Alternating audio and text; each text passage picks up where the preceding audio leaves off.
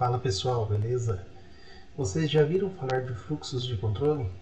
Todo software, basicamente, a gente precisa ter um fluxo de controle para tomar decisões. Então, teremos uma série de vídeos do canal falando dos principais fluxos de controle e também exemplos de cada fluxo de uma forma mais simples possível. Mas vamos deixar de conversa? Bora pro vídeo! Bom, a gente vai estar estudando aqui os fluxos de controle na linguagem C, C++. E os principais fluxos de controle são o comando if, if-else, if-else-if, switch case, while, do while, for e o operador ternário. Então, cada situação a gente pode estar utilizando esses comandos específicos para poder tomar decisões dentro do código, desvios condicionais e diversas coisas. Praticamente toda linguagem de programação tem seus fluxos de controle, algumas mais elaborados, porém os mais básicos são esses. Então a gente vai estar vendo aqui um a um e posteriormente será gravada a aula com exemplos de cada estrutura de controle. O primeiro fluxo de controle é o if. É um controle de fluxo usado para selecionar uma ou mais instruções baseado no resultado de um teste de comparação. Todas as instruções entre as chaves são executadas somente se o resultado deste teste for verdadeiro. Se não, as instruções não são executadas. Verdadeiro é qualquer resultado, mesmo negativo, diferente de zero. Falso é um resultado zero.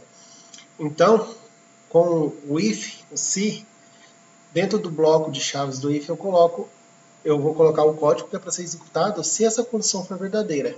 Um exemplo, se o botão for pressionado, se o botão for verdadeiro, então executa o que está dentro do bloco. Se não foi, ele não vai ignorar esse bloco de código e não vai estar fazendo nada.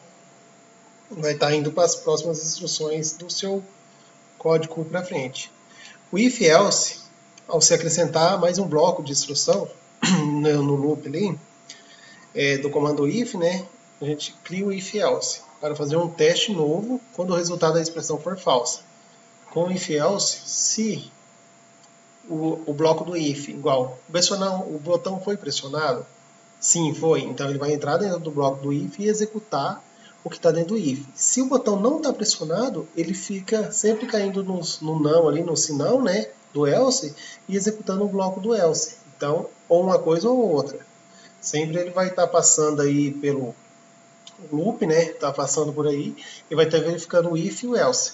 Se o if for verdadeiro, ele entra nele. Se não for, ele entra no outro. Também a gente tem o if, else, if. Diferente do if, do if, else, o if, else, if, ele testa cada condição. Ele vê se o primeiro if é verdadeiro. Se não, se o primeiro não é verdadeiro, daí ele faz outro teste. Se não, se, else, if, faz aquele teste daquela condição. Se ela não for verdadeira, pode fazer se não, se novamente e ir testando. E outra coisa que você pode acrescentar é fazendo os if, else, else, if, else, if, else, if, e no final você coloca um else, porque se nenhuma condição passou testando todas as condições e nenhuma for verdadeira, ele executa o que está no bloco do else no final.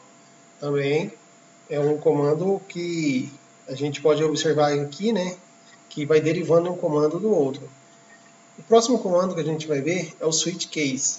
O switch case, a gente, dependendo do tipo de variável que está sendo avaliada, a gente pode estar utilizando ele no lugar do if, else, if.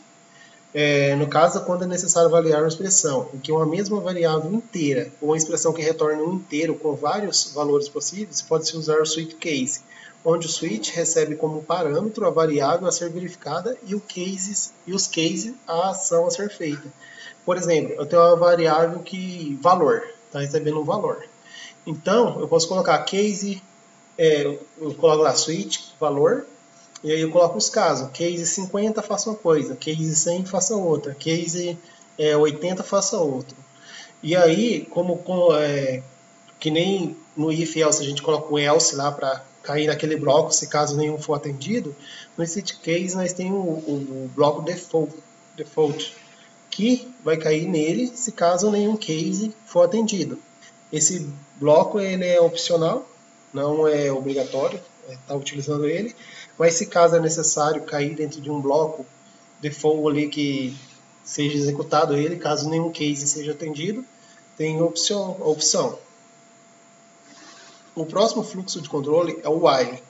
O while é usado quando se faz necessário repetir um grupo de instruções até que uma condição inicialmente verdadeira se torne falso. Caso o while nunca seja verdadeiro, então nunca vai ser executado o que tem dentro do bloco. Então, tipo assim, enquanto o número for menor que 50, faça isso. E aí esse número vai sendo acrescentado e aí vai chegar uma hora que esse while vai ser falso, a condição vai ser falsa e ele sai fora.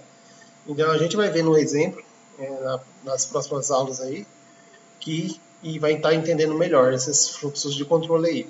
Mas o while, a gente pode traduzir assim, enquanto uma coisa for verdadeira, faça isso. O outro bloco é complemento do while, do while lá é o do while. O while, ele só vai entrar dentro da expressão se aquela condição for verdadeira e dentro do while executa. Diferente do while, esse aqui é executado ao menos uma vez, o que tem no bloco do do. E depois que passa a ser avaliada a expressão. No while, a expressão já é avaliada de cara.